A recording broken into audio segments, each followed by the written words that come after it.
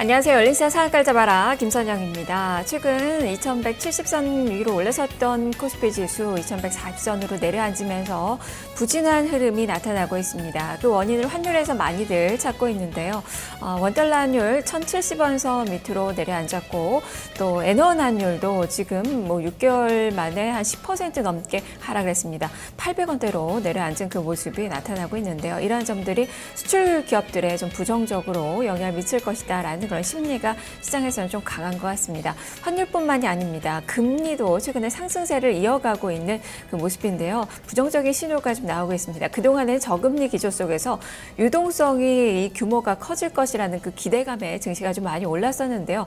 이러한 부분에서도 좀 부정적인 그런 움직임이 포착이 된다라고 할 수 있겠습니다. 이렇게 다만 환율과 금리에서 촉발된 조정 장세, 이것은 또 하지만 길게 가지는 않을 것이라는 것이 많은 전문가들의 시각인데요.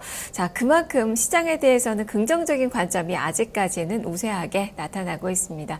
이 조정을 매수 기회로 삼을 수 있는 것인지, 오늘 또 4월의 마지막 거래인데요. 유정 의미를 잘 거둘 수 있을지 살펴보도록 하겠습니다. 열린시장 상한가를 잡아라. 지금부터 출발합니다. 먼저 개장 전 주요 뉴스부터 살펴보죠. 문정은 기자입니다.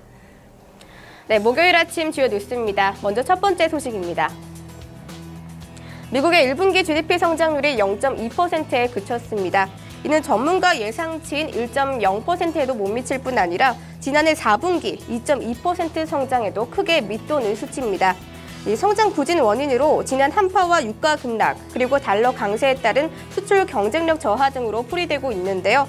이에 대해서 연방공개시장위원회는 성명을 통해 1분기 경제성장 부진은 일시적인 현상으로 앞으로 반등 가능하다고 내다봤습니다. 연준은 또 기준금리에 대해서는 현행대로 유지한다고만 전했고요. 통화 정책과 관련해서는 어떤 신호도 시장에 보내지는 않았습니다. 코오롱이 두폰과의 소송을 6년 만에 끝낼 것으로 보입니다. 코오롱 핵심 계열사인 코오롱 인더스트리는 두폰 측에 영업비밀을 빼돌린 것을 인정하면서 3억 6천만 달러를 배상하기로 했는데요. 이번 소송은 2009년 두폰이 방탄폭에 쓰이는 아라미드 섬유에 대한 기술을 코오롱이 빼돌렸다고 고소를 하면서 시작이 됐습니다. 당시 코오롱 측은 아라미드 섬유는 독자 개발한 기술이고 두폰이 코오롱의 미국 진출을 방해하고 있다며 맞고소를 했었는데요. 코오롱은 소송 비용이 증가하고 미국 시장 진출이 지연됨에 따라 3억 6천만 달러의 수준의 합의금을 내고 이번 사태를 끝내려는 것으로 보입니다. 애플워치 핵심 부품에서 결함이 발견됐습니다. 바로 중국에서 만든 태틱 엔진 때문인데요. 이 제품은 손목의 진동을 느끼게 할 수 있는 장치를 말합니다. 애플은 이 부품을 중국 선전에 있는 AIC 테크놀로지 홀딩스와 일본 니덱에서 공급을 받고 있습니다. 테스트 과정에서 중국산 제품에서 결함이 발견된 것인데요. 이에 따라 애플은 일부 애플워치 완제품을 폐기한 것으로 알려졌습니다.